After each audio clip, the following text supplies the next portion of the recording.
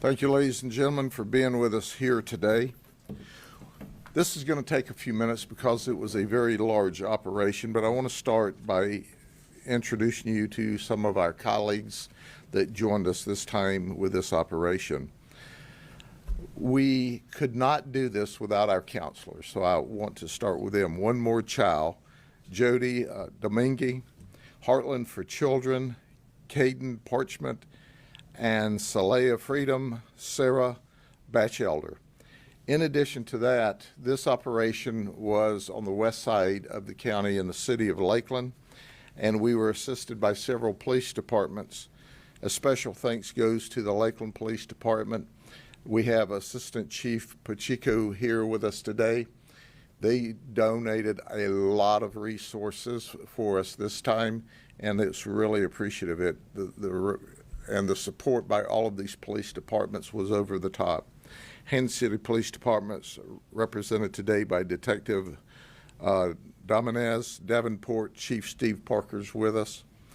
We also have the Auburndale Police Department with us, Detective Kevin Seymour, Lake Hamilton Chief Mike Teague, and the Winter Haven Fire Rescue was with us, Hunter Hart. And that wasn't just if things got real hot, they'd put the fire out, but I imagine they would have if it had have happened. But it's important to point out that in this county, we don't operate in silos as separate law enforcement agencies. We're all friends. We all respect and love each other, and we all work together. And you're going to see the outcome when you have great police agencies work with you. I'm going to give you a lot of information quickly, and then the reporters can narrow in on whatever they're interested in. 228 arrests, 66 prostitutes, 50 Johns, and 12 others. This time we identified 13 potential victims of human trafficking.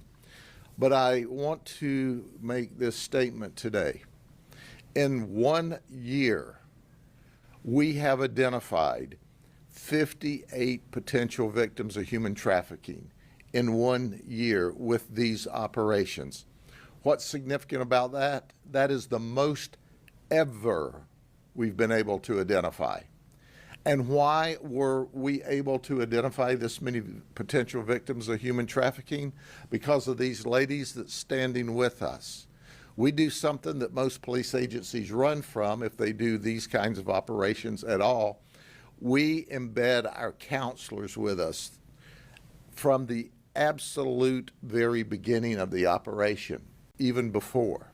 They are every bit as important to our investigation as our detectives that go undercover and in many times risk their lives. So I want to once again thank our social service organizations for joining us from the beginning. 42 of the 228 that we arrested were from Polk County. Now, those of you from Polk County know better. We talk about this, we don't hide it, and if you don't know about it, you obviously live under a rock. So you had to learn the hard way. But for the rest of you, pay attention, because this is not the last operation. We'll have more, and we'll give you the opportunity to be arrested if you're stupid enough to show up. That's a guarantee. In addition to that, 42 of these folks were married. And I've got some quotes from wives that I'll give you in a little bit. And some people say, well, this is not a big deal, but at the end of this operation, I'm going to talk about the 21 illegal aliens we arrested in much more detail.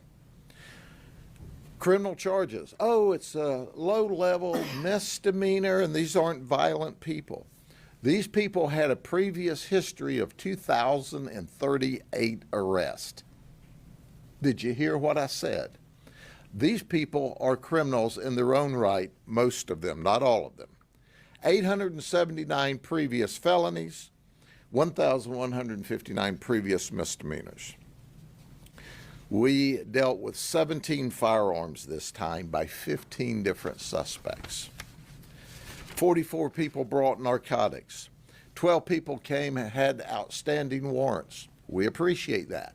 They came to us. We didn't have to chase them down. One was a commercial pilot. We had we had a branch of the military and teachers, and I'm going to talk specifically about those in a minute. But the comments. One wife sent the detective a message the next day. She said, "Good one, guys.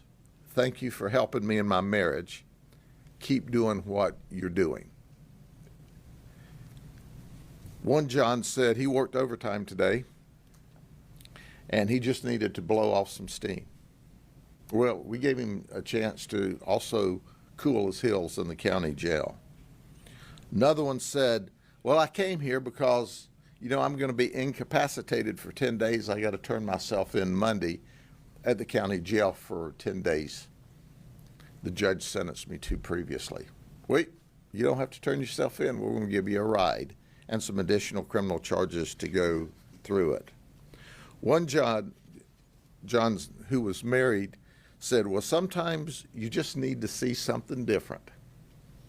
Well, he did. He saw a different woman, but she was undercover. Then he got to see the jail. I would hate to see what it's like at his house when his wife, who's obviously going to watch this, finds out that he just needed to see something different. And then there was a John that was married for 26 years. He said his wife was at the Hard Rock Casino. And he was at, y'all thought I was going to say something, but I'm not. But it didn't turn out to be the Hard Rock Casino. It did turn out to be the Rock, known as Gradytown, or the county jail. One John was married. He said he came here to play golf.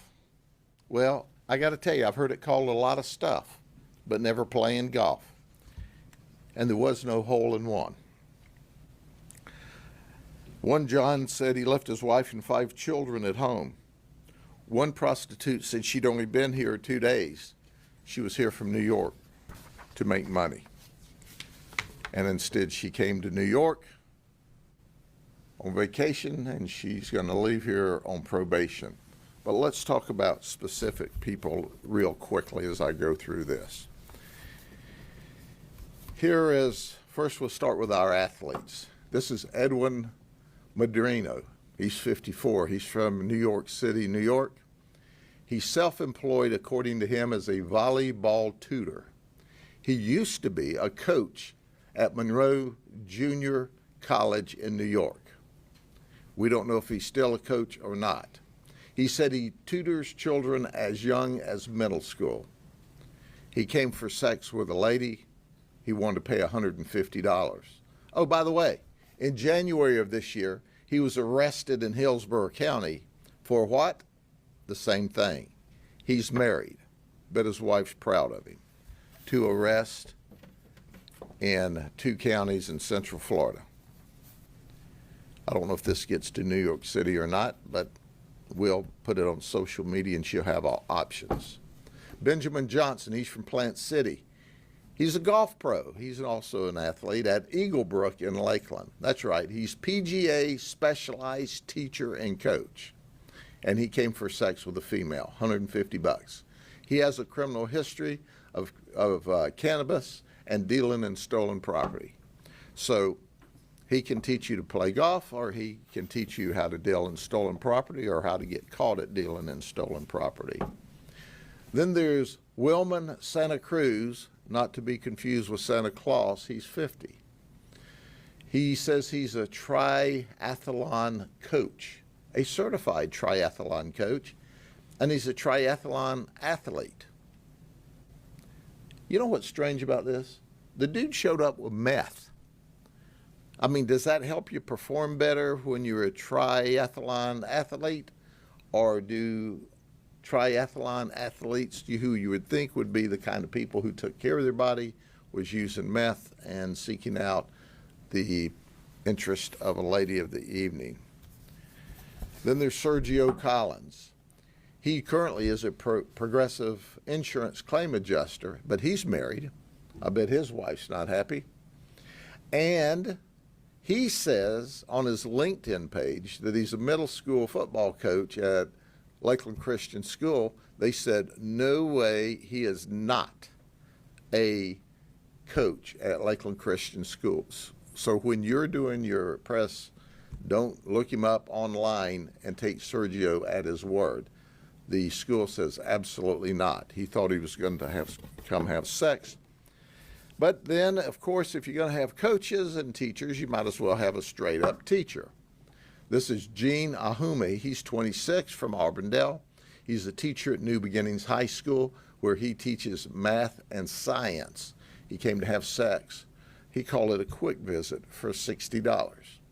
Well, since he's able to teach math, he can figure out that it didn't add up when he came to this time. Then Brandy Barnes. She's an IT specialist at Tampa General Hospital. We're going to get to the medical world for a minute. You know, we did the coaches, we did the teachers. She has a criminal history of meth arrest, and she agreed to provide sex to an undercover for 1 hour. Okay. Then this is Luxon Jean Brinville. He's 38. He's married. He's in the medical field. He's a RN, a registered nurse at Manatee Springs Nursing Home. He wanted to have sex. He has a criminal history of DUI. So you can still work as a RN. If you get drunk and drive, I'm interested to see if they're going to do anything to his license for a morals act of trying to have sex. We'll find out. Luis Navarro. He's from Puerto Rico. He's 61. He's a veterinarian. He's retired from the USDA. He came over to have sex, but his veterinarian license is still current. Maybe I can talk the judge into putting him in the county jail because we always need help with spay and neuters at animal control. This is Tracon Giles. He's from Tampa.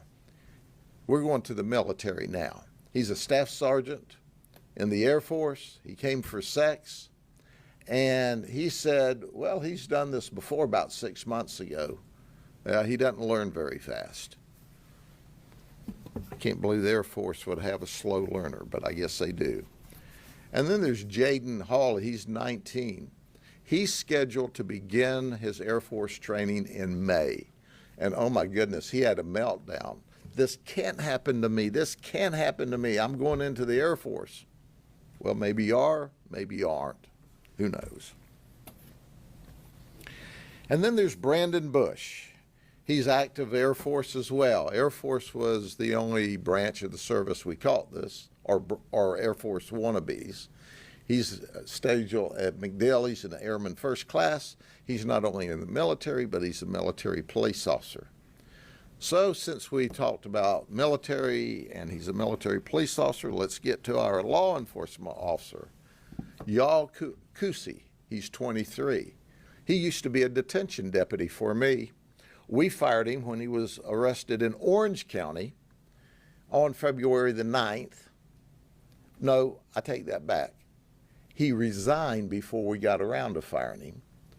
And then we arrested him again on February the 23rd. So on the 9th, he got arrested in Orange County and resigned. On the 23rd, we arrested him again. And he said, hey, is this a felony now that I'm arrested the second time? He didn't pay attention in the police academy because he hasn't been convicted yet. So while we were interviewing him, and we go, like, dude, what are you doing? You went from being a stellar employee to committing morals crimes, and it's 2 in a month. He said, I got a problem. No kidding. You got a big problem.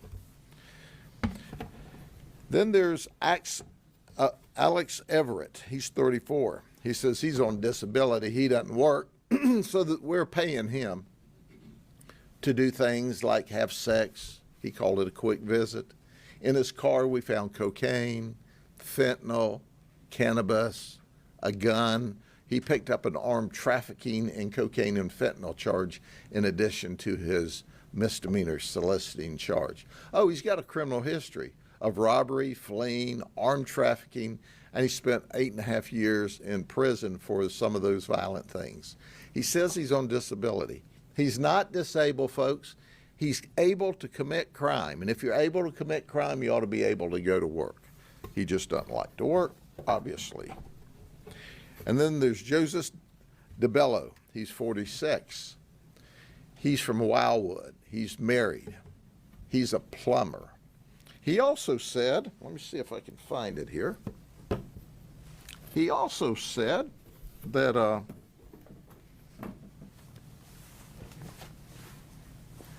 he's a pagan. He's a member of an outlaw motorcycle group. Now, he said a lot of things, you know. They said he, by the way, he was super nice. He's a relatively new member of the Pagans. And he explained all of this. He was very proud of his outfit. They call it colors. See, we asked him about this, and he said, well, because I have this safety pin here, we thought maybe it was for big underwear or something.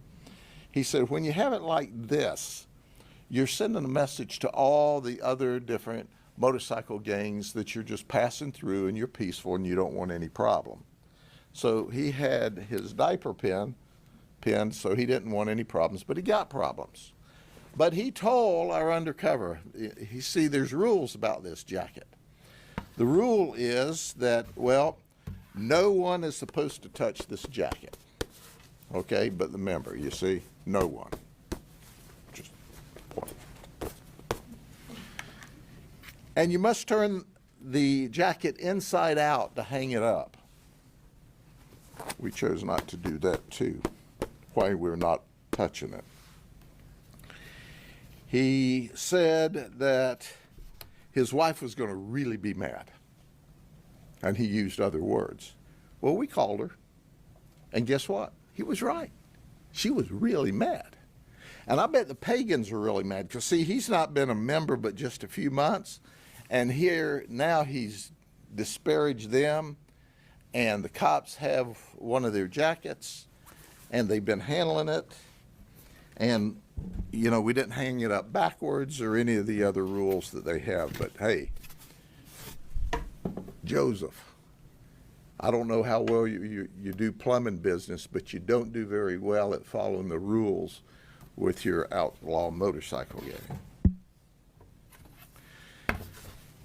I'm going to go over this really quick. These two guys are brothers. Omar's 16, Caleb's 17. They came down from Wesley Chapel, which is in Pasco County, and guess what? They came down to rob us at 16 and 17. We saw them slinking in the hallway, listening through the door. They set up the deal, but it just wasn't right. They were dressed all in black. They had their face covered. And when we took them down at their car, they had a BB gun that looked like a real gun. That could have gone really bad for them. But instead, they're just charged with soliciting and a bunch of other stuff. Oh, by the way, they have a criminal history for burglary and larceny out of Hillsborough County just recently. They're juveniles. We're going to see how the system deals with them to get them in line so they don't end up with the rest of their life ruined. But before I turn it over to my colleagues here, they worked with us to make this happen. And what this is, and I want everybody to see it clearly, federal policy drives illegal immigrant crime and victimization. And that's the focus, other than our victims of human trafficking. Listen, folks, I want to introduce you to Andres Gill, okay? Here's this guy. He's also on this board, but get a look at him for a second. He came down here from New York with 3 females. All of them are in the country illegally. Did you hear what I said? They're all here illegally. He's the one that comes with them to drive them. These ladies are all controlled by a human trafficker. We think their human trafficker is a female. She sets up their appointments. She puts their ads online. She tells them where to go. And by the way, on Friday, the victims of human trafficking, and we've graded them out, 3 of them that are here illegally from Venezuela, 3 of them have to pay her $3,000 apiece on Friday, or else they're threatened. So they're not free. They're really indentured, and they're quote unquote paying off their debt. Now here's what they told us, all right? I'm sure the federal government will verify that this is not true, but you decide who you want to believe, whether you want to believe these victims of human trafficking or the whitewash the federal authorities give you. They said that when they came into the country illegally, DHS gave them a form, an ID, paperwork that allows them to fly for free. You know, Southwest would let your bags fly free. Well, the federal government will let your illegal immigrants fly free. And they operate out of New York. And they were working up there, and the New York authorities said, hey, if you don't have identification, you can't work in our sex trade up here. You know, we don't allow sex trade here at all, but New York will allow you to do some stuff if you've got the proper authority. So they say they make a lot of money. They're addicted to it. These ladies are going to give you more details. They tell us that they fly to major metro centers for free on the federal government, where they set up their appointments for sex all around the country. Did you hear what I said? Listen, folks, if they don't pay $3,000 apiece on Friday, they're in trouble. The human trafficker sets up the deal. Hey, this deal is just outside of Tampa. They say they show this ID, this card, this paper, they fly for free down here. Then they fly back. But we heard a similar theme from all 21 of these folks. We can't work legally. We're addicted to this cash. It's a lot of cash and it's quick, so we have to give $3,000 a week. We get to keep everything above that. We have a crisis at the border. And because of the crisis at the border, we have people that are victimizing illegal folks, forcing them into the sex trade because we allow these criminals in the country illegally. We all rail about this and nobody pays any attention. And then we want to politic everything. Oh, we had a good piece of legislation that limited the average to only 5,000 illegals a day in the country, and then we can shut it off. Well, if you can shut it off at 5,000 people illegally coming in this country a day, you can shut it off at no people illegally coming in this country a day. But the politicians are politicking while the victims are being victimized. I read an article this week that says, well, the illegals coming here aren't committing crime at any greater percentage than the people who are here legally. What they didn't tell you is if they weren't here illegally at all, the crime they would commit here would be 0. So we're being victimized. But that doesn't make any difference on the national level. You see, because they sit up there behind their gated communities and in Congress, and they play politics back and forth between the two parties, while illegals are victimized, citizens are victimized, children are victimized. And you got this goofy-looking kid here who's making sure that they come up with $3,000 a week apiece, and he's here illegally. It's a mess, and it doesn't have to be. If we can deal with it and catch it on the local level, they can stop it on the federal level. Shame on all of them, every one of them, for not getting together and saying, you know, there are things bigger in this country than my individual politics. So now, we'll start with Jody. Jody, come on up. Good morning. My name is Jody Domingue, and I'm the Executive Director of Anti-Trafficking at One More Child. We would like to thank Sheriff Judd, the Polk County Sheriff's detectives, and the various agencies that are represented here today for their continued partnership and for the ability to affect those who are being impacted by commercial sexual exploitation at their most critical moments. One More Child has been serving vulnerable children and families for the last 120 years. Last year, we served over 250,000 individuals. 776 of those were survivors of human sex trafficking that we served in Florida, Tennessee, North Carolina, and Ohio. We walked alongside these individuals with survivor mentorship, advocacy, and mental health counseling. Several of the survivors that we came alongside of came from operations just like this one, including Amber. We met Amber at the last Polk County Sheriff's operation. And although Amber wasn't ready to disclose her victimization, she was ready to receive help. And we were able to wrap around Amber with advocacy with her criminal court case and provide her necessary resources that began her path and journey to healing. As a result of this, we were also able to help Amber identify a local church that she was able to plug into for her forever community. And now she's got a hope for her future.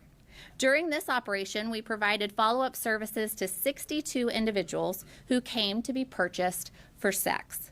We met with over 23 women while they were incarcerated to let them know that they had better options, that there were resources out there for them that could lead for their healing and for them to be self-sufficient on their own. We also helped identify as many as 14 potential victims of human trafficking who now have ongoing investigations. I will say, with all of this great work in this operation, there were a lot of people who were arrested for purchasing sex, coming to purchase sex. And the sheriff has asked us to address that this is a significant problem that must be addressed at all levels. Lucky for us, we were in the rooms embedded during these investigations, so not only are we able to present those that are vulnerable with necessary resources, but we're also able to provide education to the buyers that what they're doing is not a act between two consensual adults, that people on the other side of that transaction are being victimized time and time again. And we are begging, imploring for our advocates around the state to utilize the resources at their disposal, including the state's attorney's office, to make sure that we are implementing the fines associated with buying commercial sex. And also that we're utilizing registries that we have. The Polk County Sheriff's Office is one of the very few that utilizes those types of resources, and we are asking that other advocates around the state do the same as well. Now, none of this great work could have been possible without our expert team. We dedicated a total of team members, including advocates, mental health therapists, and lived experience experts who were embedded during this operation on the very night of the operation happening, and then also did immediate follow-up visits afterwards with every individual we encountered that we could. I would like to introduce you to one of our lived experience experts, Stacy Ham. Stacy had a pivotal role in leadership during this operation, and we are grateful that she utilized both her lived experience as well as her expertise in providing support to those who have been affected by commercial sexual exploitation.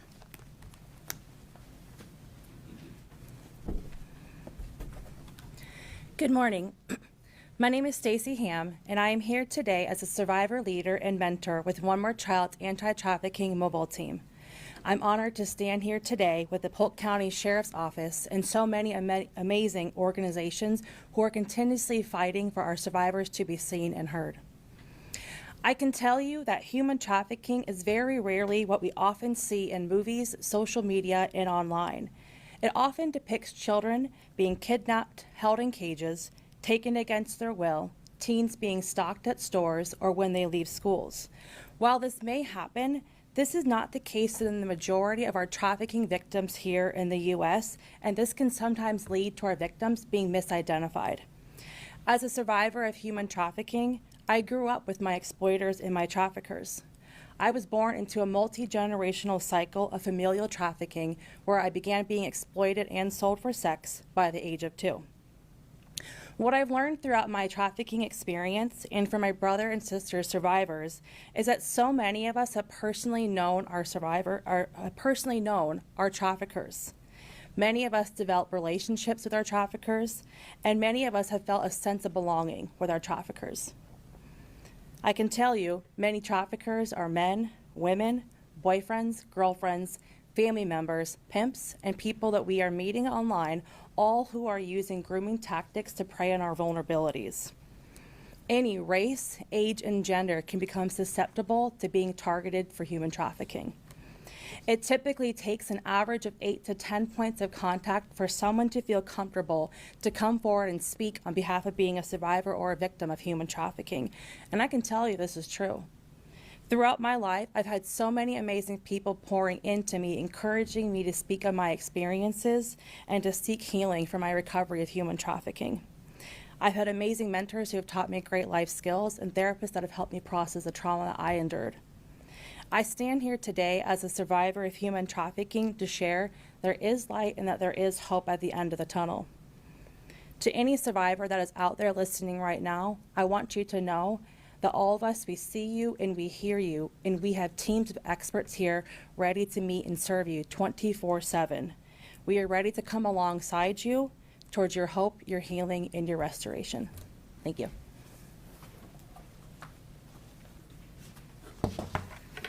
Good morning. My name is Katie Parchment. I'm the co-chair for the Human Trafficking Task Force for Polk, Highlands, and Hardee counties, as well as the Resiliency Coordinator with Heartland for Children. Heartland for Children is the lead community-based care agency under the Department of Children and Families that oversees the child welfare system for Polk, Highlands, and Hardee counties. On behalf of Heartland for Children, I would like to extend a warm thank you to Sheriff Judd and all the law enforcement personnel standing behind me. The strong partnership between the Sheriff Department, Heartland for Children, and the other NGOs allows us to be on the ground floor of engagement with potential human trafficking victims to provide them with the immediate resources and help that they need. That's unique to this area. Other areas don't give that opportunity for NGOs to be right there on the ground floor to really pour into people who are being victimized in that moment. So we thank you and appreciate that. This operation continues to be an outstanding example of collaboration, compassion, and community engagement. Each and every law enforcement officer, detention deputy, and volunteer operated in grace and professionalism, and we appreciate it. During the course of the 8 days, we were given the opportunity to engage with and get to know every individual that came through the door. I would like to thank them for being open to speaking to us about their current circumstances, engaging in discussions about human trafficking, weighing out the implications and safety concerns of being in the life, and briefly unpacking the trauma associated with it. We were also able to discuss what adverse childhood experiences are and obtain a few attendee scores. Several of the people who completed the ACEs screening had a score of 4 or more, which is considered a high ACEs score and indicative of a history of trauma. Not only were we given the opportunity to speak to potential human trafficking victims, we were also able to educate the buyers on the role they play in the cycle of abuse and trauma that may have endured over years. There was one common thread that was quite evident when speaking with the women in the life, and that was resiliency. I would encourage you to continue to build on that resiliency and reach out to our partners for help. Hope Florida is a free program that is designed to help individuals work through barriers for self-sufficiency and community resources. With the help of resource navigators, we are committed to staying engaged with families beyond the first phone call. If you need help, contact Hope Florida at 850-300-HOPE. United Way of Central Florida 211 hotline is a 24-hour, 7 days a week resource dedicated to helping people find community resources and local programs that helps with everything from everyday basic needs to more complicated necessities. And then findhelp.org is a free comprehensive website with a variety of resources and providers that are unique to the area in which the users live. These are just 3 among many outstanding programs that are doing the work in our communities. Please take advantage of these free resources to help strengthen your resiliency and response and reposition your life to a sustainable and safe occupation.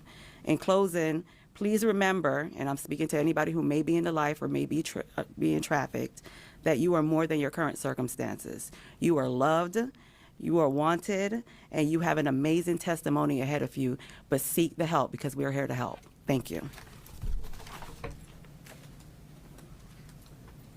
Hello, my name is Sarah Batchelder, and I am an advocate with Sail of Freedom.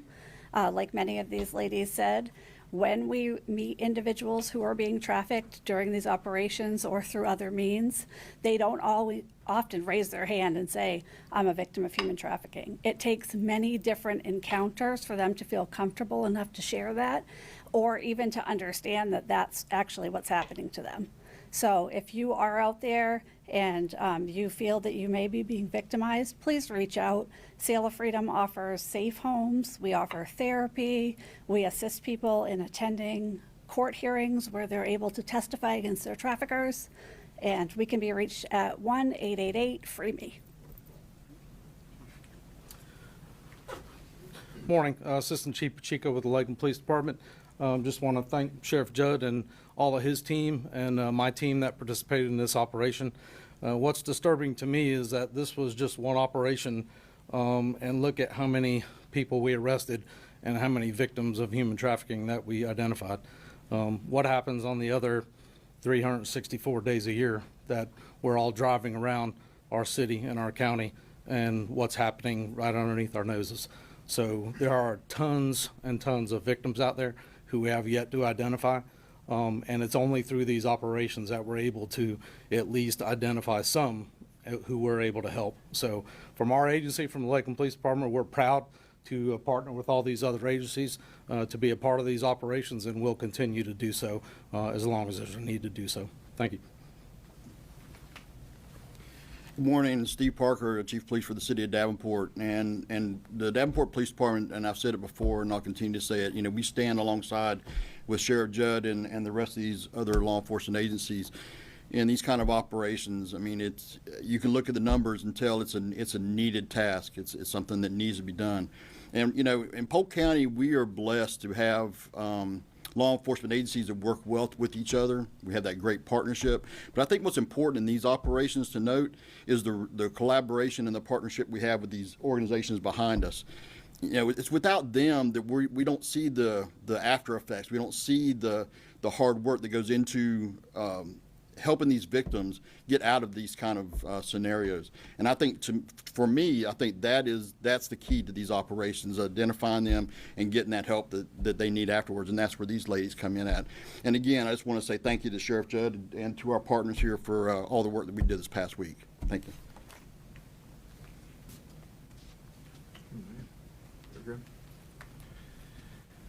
Now what happens is we gather all these cases together and we send them to the state attorney's office. And we're fortunate in this state to have Brian Haas as our state attorney. He is simply outstanding. His team is outstanding. He gets it. He gets the 30,000-foot picture. He gets the ground picture. He is an advocate for the victims, and he's going to prosecute the suspects to the fullest extent of the law, for which I'm grateful. But with that, do you have questions of any of us? So within the span of a year, you were able to rescue or identify 15 victims, potential victims of human trafficking. This is a new record for you. So is that indicative that this problem is growing worse year after year, or? I think it's indicative that we are finding the victims. We have seen, and you have covered for years in the media, about the human trafficking problem across the United States. And Florida, being a vacation state and a sunny state, is certainly no exception to that. It is also an attribute to our NGOs because, as Chief Parker said, they see them for the long term. If it was a one and done on the night of the arrest, these numbers wouldn't be 58. We'd be lucky if they were 3. but they continue to follow up and continue to follow up to rescue them. So while I'm totally excited because we've never seen these numbers, the biggest problem we have in this type of investigation is getting the victims to admit they're victims because they're more afraid of their pimps and the human traffickers than they are of the criminal justice system. And it's only through the work of these ladies and their teams that happens. Yes, ma'am. You said you think you know of a woman who, like you just said, was human trafficking, controlling these women. How important is it to you for you to find those people and arrest those people? Oh, absolutely. That is the next wave of this investigation. We know she's Dominican, and we know she is currently in Miami. So if she doesn't get her illegal Dominican butt on a plane and fly back out of this country, we're going to be on her like a good hound dog on a trail. That's a guarantee.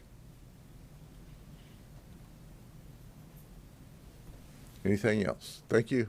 God bless you. I'll see you next time.